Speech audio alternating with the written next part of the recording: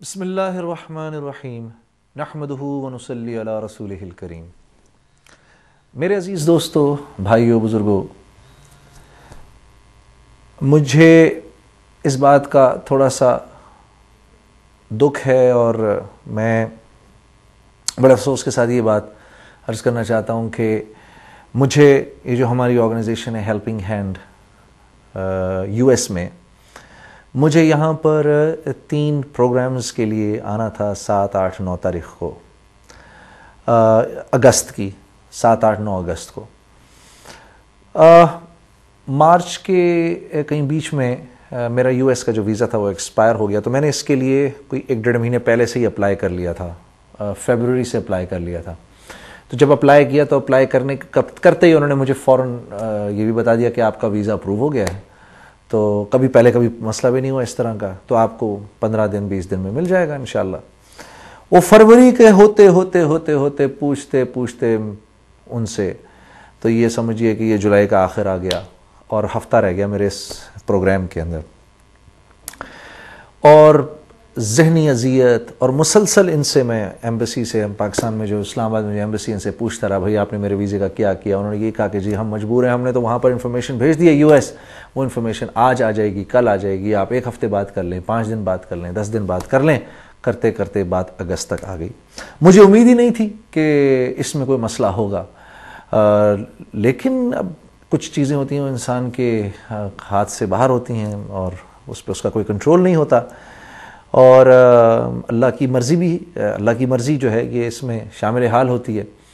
تو میں انتہائی دکھ سے یہ بات عرض کر رہا ہوں کہ مجھے اب ہفتہ رہ گیا اس پروگرام کے اندر، مجھے لگتا نہیں ہے کہ میں ویزا ان ٹائم مل سکے گا اور میں پہنچ سکوں گا۔ اس کے لیے مجھے بہت تکلیف ہے، دکھ ہے، اور میں آرگنائزرز کا خاص طور پہ ان کے سامنے مجھے اپنی زندگی میں پہلی دفعہ پشیمانی ہوئی ہے، اور وہ بھی ایک ایسی آرگنائزیشن ہیلپنگ ہینڈ جس کی وجہ سے دنیا بھر کے جو ڈیسٹیٹیوٹس ہیں ان کو اتنا استفادہ ہو رہا ہے، ان کو اتنا فائدہ ہو رہا ہے، اور یہ دنیا بھر کے اندر چیریٹی کر رہے ہیں اور لوگوں کو فائدہ پہنچا رہے ہیں۔ میرا بڑا دل تھا کہ میں آتا ان کے اس پروگرام کے اندر۔ تو ایک تو میں یہ تہہ دل سے اس بات کا مجھے افسوس ہے۔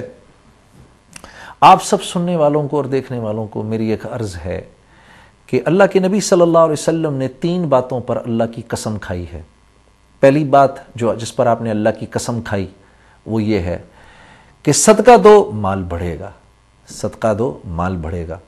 اب آنکھ تو کچھ اور دکھاتی ہے، آنکھ تو دکھاتی ہے کہ سود لو تو مال بڑھے گا۔ $100 کہیں رکھوائے، اس پر $120 مل گئے، $20 کا سود مل گیا، لیکن جو چیز نظر نہیں آئے گی وہ یہ نہیں نظر آئے گی کہ اب اللہ ضرورتیں $140 کی کر دے گا۔ کیوں؟ کیونکہ سود براہ راست اللہ سے جنگ ہے۔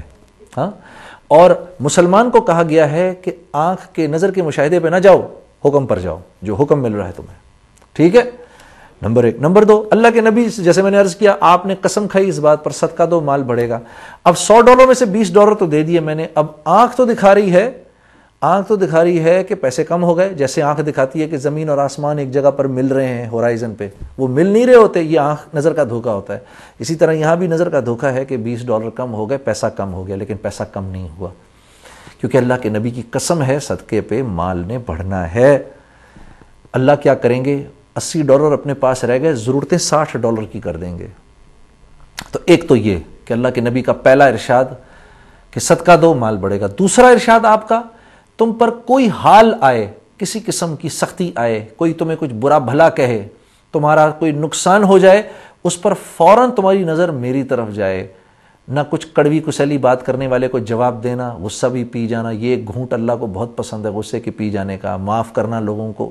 ہاں، تم صبر کر جانا تو میں تمہارے اجر کو بھی بڑھا دوں گا، اور اس پر دنیا میں بھی تمہیں وہ عطا کروں گا کہ دیکھنے والے ایسے انگلی زبان میں دانتوں میں ڈالیں کہ یہ دیکھو اس کو صبر کرنے پر کیا مل گیا۔ ٹھیک ہے، صبر پہ اجر کا وعدہ ہے، یہ دوسری چیز۔ تیسری چیز یہ کہ اللہ کے نبی نے فرمایا جو مخلوق سے مانگنے کے دروازے کو کھولے گا یہ دروازہ کبھی بند نہیں ہوگا۔ تو ان 3 چیزوں کا خیال رکھنا، جس میں سب سے پہلے صدقہ ہے۔ میں آپ کے اس پروگرام میں تو نہیں آ سکوں گا، لیکن میں اپنے بہنوں اور بھائیوں سے میری یہ گزارش ہے کہ دیکھو اس پروگرام کو کامیاب بنانا، کچھ تو یہ بھی کہ دیکھو کچھ تو یہ بھی کہ میری عزت کا بھی سوال ہے۔ اگر آپ مجھ سے محبت کرتے ہیں، اور کسی نہ کسی پوائنٹ پر آپ نے مجھے کبھی میرے کسی عمل پر دعا دی ہے یا کبھی کسی کوئی میری بات آپ کو کبھی اچھی لگی ہو، تو میں آپ کو اس بول کا واسطہ دیتا ہوں کہ ان پروگراموں میں جا کر ان کو کامیاب کرنا۔ کیونکہ یہ لوگوں کے مددگار لوگ ہیں، اور ان کا پیسہ جو ہے اس سے ہزاروں لاکھوں کا فائدہ ہوتا ہے۔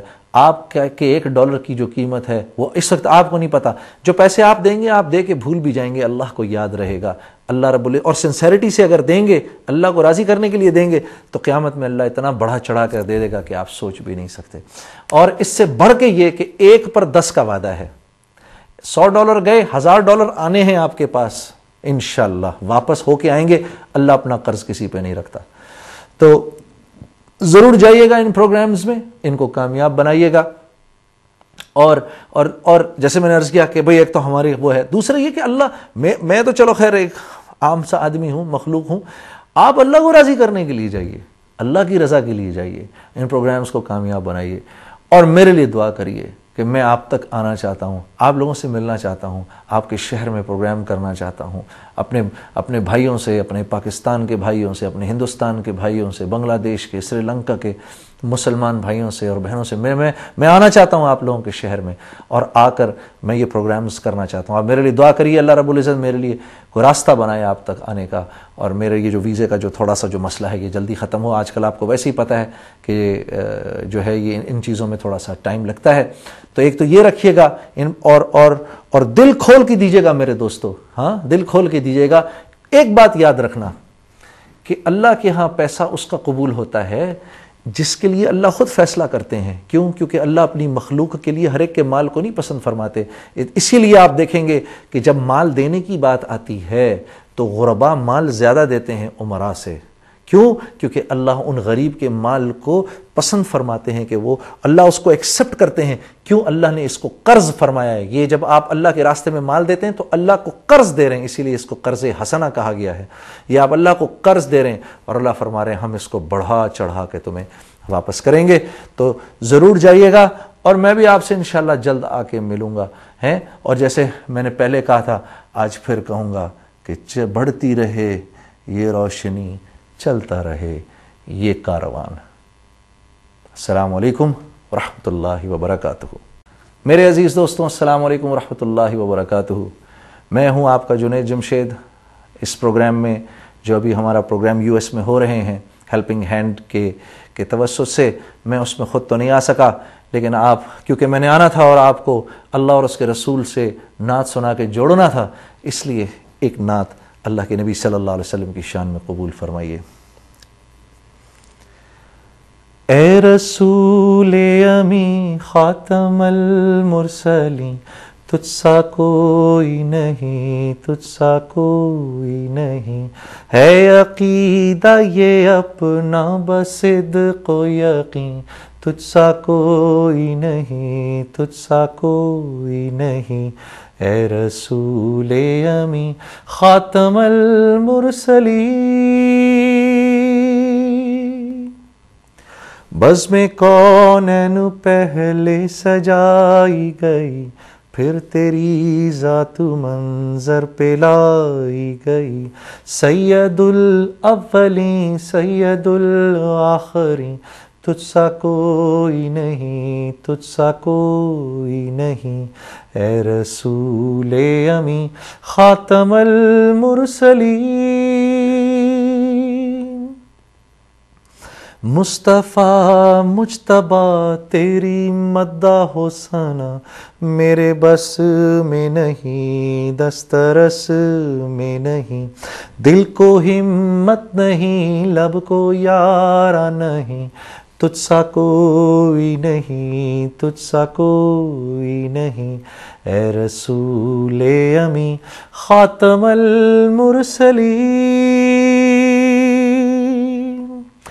دست قدرت نے ایسا بنایا تجھے، جملہ اوصاف سے خود سجایا تجھے، اے ازل کے ہنسی اے ابد کے ہنسی، ڈھونڈتی ہے تجھے میری جان ہنسی، تیرا سکہ رواں کل جہاں میں ہوا، اس زمین میں ہوا آسمان میں ہوا، کیا عرب کیا عجم سب ہے زیر نگیں، توبہ توبہ نہیں کوئی تجھ سا نہیں، اے رسول امی خاتم المرسلین، تجھ سا کوئی نہیں، تجھ سا کوئی نہیں، ہے عقیدہ یہ اپنا بس صدق و یقین، تجھ سا کوئی نہیں، تجھ سا کوئی نہیں۔